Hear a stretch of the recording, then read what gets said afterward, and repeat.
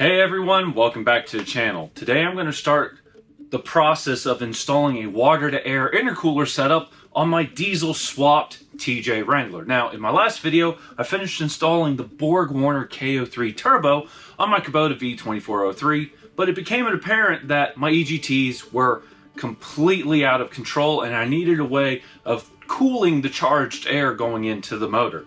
So, I don't have all the parts yet, but I can kind of tell you how this is going to work.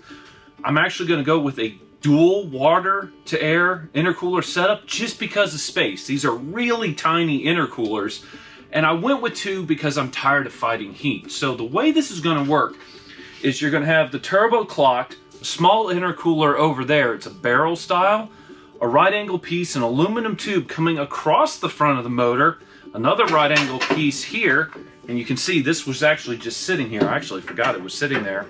But another small barrel style water to air intercooler here, and the charged air is actually going to go into the back of the motor thanks to this intake here. I've had this intake for quite a while, and this is going to work perfectly for what I'm trying to do.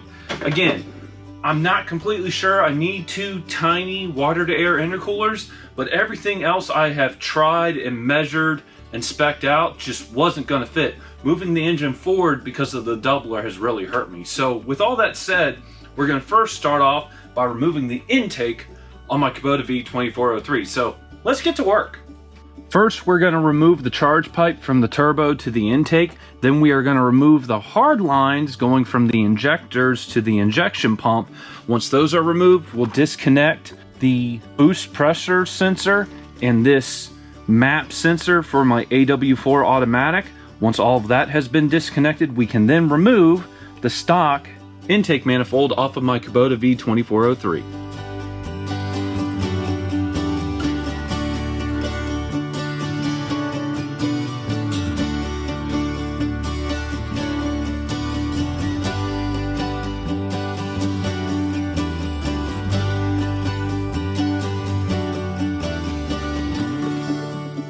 We had the original intake completely removed. The next thing I want to do is completely drain the radiator system again, because I want to remove the radiator, both the upper and lower radiator hoses as well, because the new heat exchanger is going to go inside the front of my grill to cool the water in the two water to air intercoolers. So that's what we're going to do next.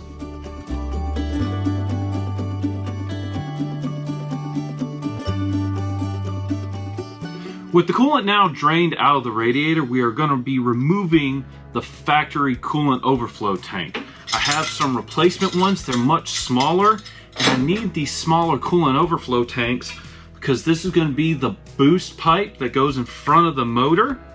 And so I'm not getting in the way of my serpentine belt system.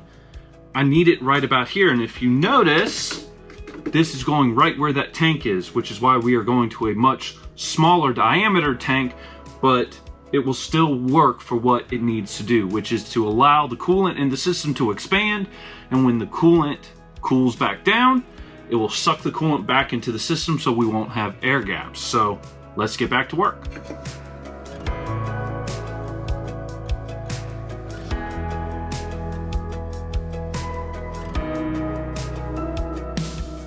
I have the new intake in the vise. I'm about to tap this hole on the intake with a 3/8 MPT tap so that I can reinstall my boost sending unit into the intake.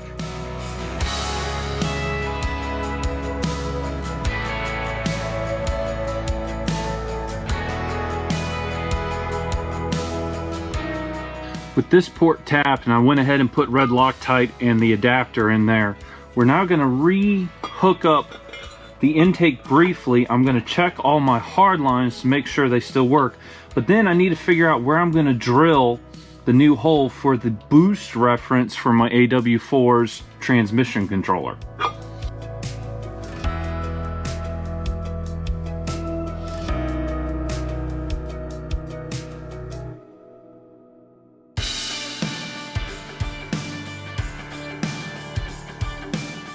I think I'm going to drill and tap another port right there for this boost reference. But everything looks really good, and this actually gives me a lot more room in the engine bay. I actually really like how easy it is to work on everything over here.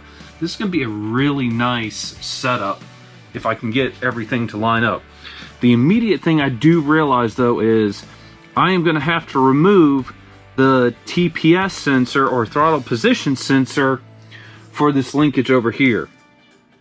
My boost pipe is going to come right out in the middle of it, and that is going to be a problem. So I don't know if I'm actually going to move this up and maybe try to have the pipe come underneath, or if I'm going to move it down. That was a bit of a unforeseen issue. Actually, you know what I just realized? Is this boost sensor... Oh yeah, that's going to clear. So that's going to work real well. I'm actually happy with everything. So I'm going to go ahead and use my center punch to mark where I want to drill and tap this hole. And then we'll take everything back apart and drill and tap the new intake for this water to air intercooler setup.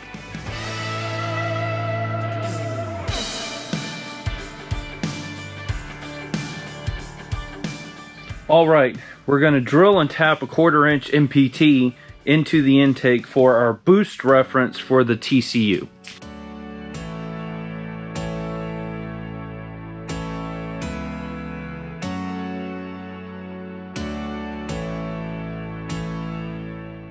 With the intake drilled and tapped for the 2 sensors that I need, we're now going to reinstall the intake onto the engine. And I'm probably actually going to go ahead and also put the hard lines back on as well. And once we have that done, I'll figure out what I'm going to do next.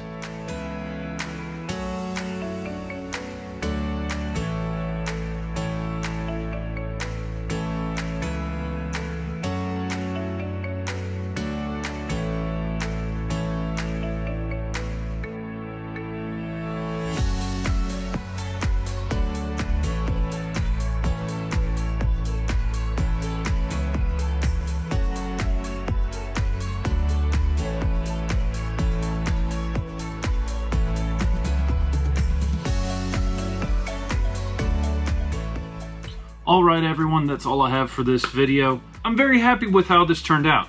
I am completely shocked by how much smaller this intake is than the original intake that came on this motor. The interesting thing though is the port itself where the air comes into the intake is much larger. So I'm not sure how that's going to affect everything in terms of boost and lag and whatnot. If anything, I think it's going to really help.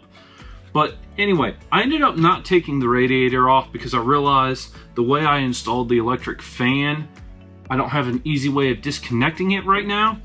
And I'm also thinking once the new heat exchanger comes in, I'll be able to just undo the top bolts, tilt the radiator forward, and install the heat exchanger in the front grille that way. This is turning into a very interesting setup. I'm having to really figure out where everything's going to go, but I think it is going to work.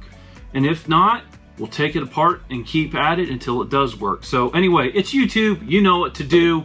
Tread lightly and take out more than you bring. I'll see you next time. Goodbye.